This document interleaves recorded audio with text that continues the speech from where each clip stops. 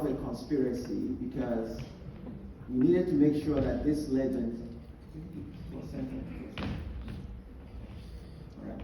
And so it was a conspiracy because we wanted to make sure that this person was going to be here, and that's why we're bringing out the chairs, so that she stays confused. Because she was told she was coming here just for a fireside chat. But she's not here for a fireside. She's here for a fireside. We would have to told her that, so we're going to make it happen. And we wanted to recognize this institution, this person. For 3 decades, 30 years plus, this woman has graced the screens, big and small, of African creative landscape. She's been the darling of so many people that understand the different creative expressions within the African continent. You get to a certain level, and I think I said this last year, where your first name just becomes your name. I still tell people I am Chike Warfare, then that's how come they begin to understand who I am. But you get so popular, you get to a certain level of achievement, you just say your first name, you know, people know who you are. Such is the woman that I'm describing. Dr. OMOTOLA Jalade-Ekeinde. She is one of Africa's most iconic screen legends and cultural ambassadors with a career that spans 3 decades. She has appeared in over 300 films. Captivating audiences across Africa, the Caribbean, and beyond. From her breakout role in the Mortal, this film is going to follow her all her life. Mortal Inheritance at just 18. To box office hits like EJ, The Last Flight to Abuja, Dr. OMOTOLA has earned her place as Africa's cinema queen. She's not only an actress, she's also a humanitarian. She founded the OMOTOLA Youth Empowerment Program. She has served as the United Nations World Food Program Ambassador and is a passionate Amnesty International activist.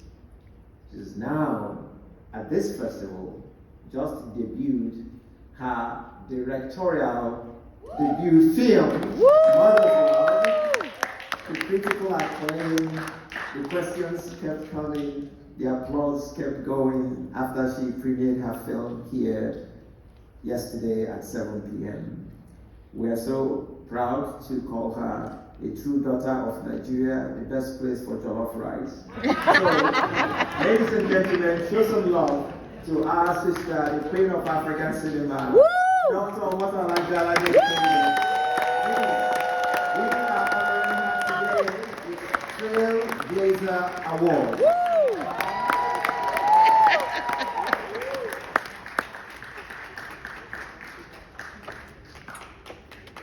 Continue to give this very inspiring woman a round of applause. Thank you.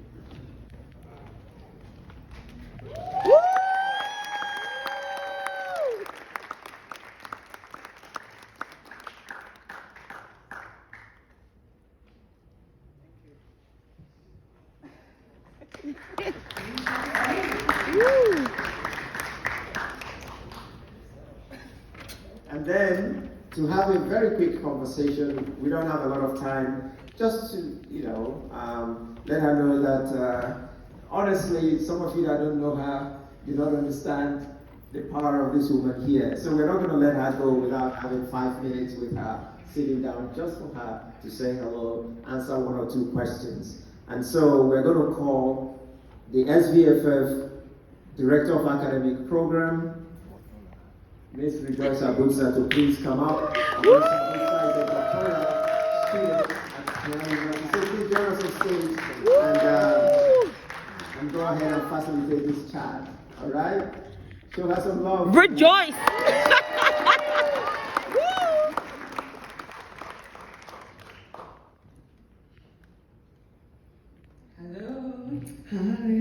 evening again. I'm not going to sing the Michael Taylor song this evening. But I feel so honored to be sitting on stage with you this evening because your career has, you've been in the film industry all through my life, and so it's such a pleasure to be here on stage with you. But how are you feeling this evening? Good evening, everyone. I feel great. Thank you very much for asking. Yeah. So over the years, you've said that the further you've gone in your career, you've felt more calm, more confident. What has changed about, your career, especially being a young woman that entered the industry as a teenager to now, looking through this industry? Your career is as old as Nollywood is, right? So what has changed for you over the few years, and what has led to that calm and confidence that you now feel? Thanks for asking. Without sounding eerie, I've always been a very confident person, really. Yeah. And I think what necessitated that is the tragedies that I have been through in my life. I lost my father at the age of 12, and I was very far away from home. I was in the north part of Nigeria. If anybody knows, called Kaduna. So I went to school in Command Secondary School, Kaduna. So I didn't have a choice, really. I was left with no choice. I needed to be bold. I needed to be strong. When I came back home to my widowed mother, she had fallen apart. So I was at the age of, I was 14 or so. I didn't have a choice. I was left to pick up the pieces. I was closest to my dad. I was an only child for a very long time until my younger brothers came along. And so when I lost my dad, funny enough, I didn't cry. I think I didn't grieve because something clicked, and I just told myself, I'm going to become a man. I'm going to take the place of my father. And so from that time, I just told myself I needed to be that person. And that was the same energy that I got into the industry with. So that spirit has led me through everything. I believe it's my father's spirit, and it has led me to this point. Woo! That is such a powerful response, and I really appreciate it. Hearing about that from another woman. In my career, I write about women's labor, both visible and invisible. And as somebody that has been in this career for such a long time, I'm sure that when you look back to the industry, you see a lot of iconic figures, histories of African women that really, touch you in many different ways. And I'd just like to ask, if you were to play any historical figure at all, who would you pick and why? There's so many. Yeah. But I think for Milaya Ransom-Kuti, I will pick her, for so many reasons.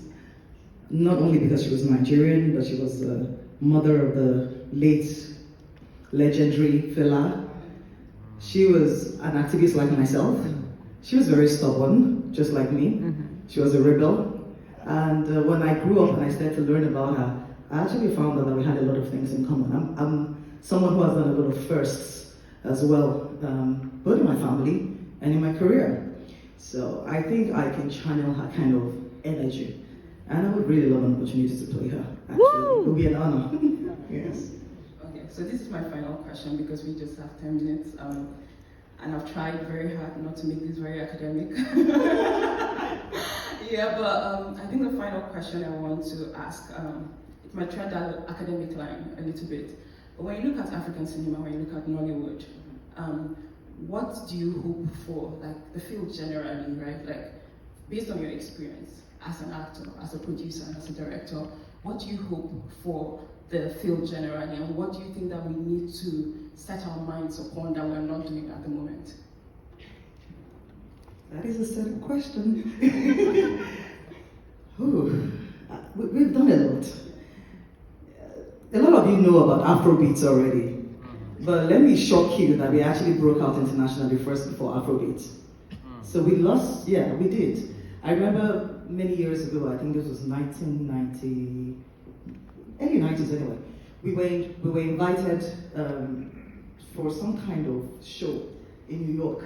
And that was the first time as a group of Nollywood actors that we're actually going to be coming out of the country together And we were in Brooklyn, you know, and we had to have a show or something like that, but we were very informed. We went to another state, came back, so we're tired. And so the promoters had the show, and we were just rebellious. We're like, we didn't know about it, we're not going to come. And the whole fans flipped. That was the first time they called NYPD.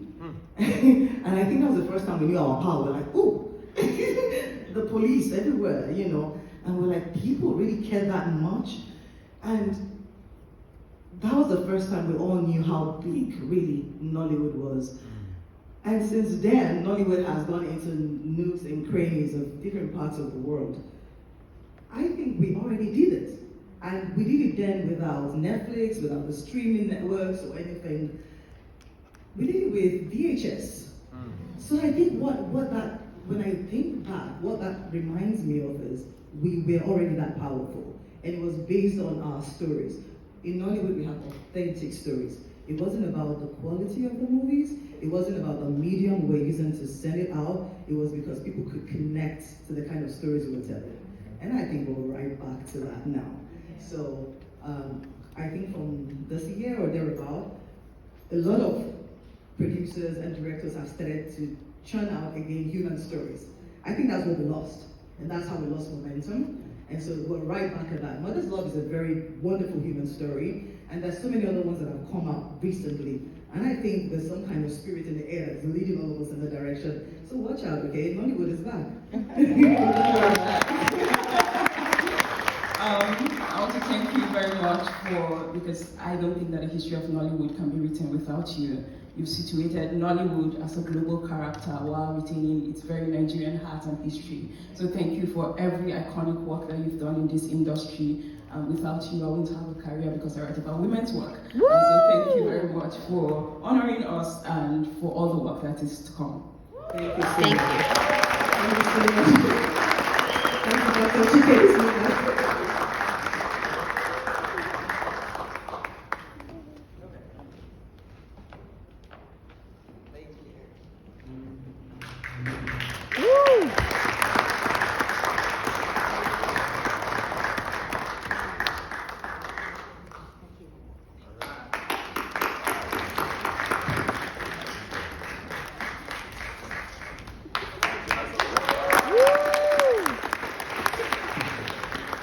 All right, and now to the moment that we have all been waiting for. The reason why we are here, the awards for the filmmakers from this year's film festival. Now, once again, this is a celebration. This is not a competition, so we want to show love to all of our filmmakers tonight.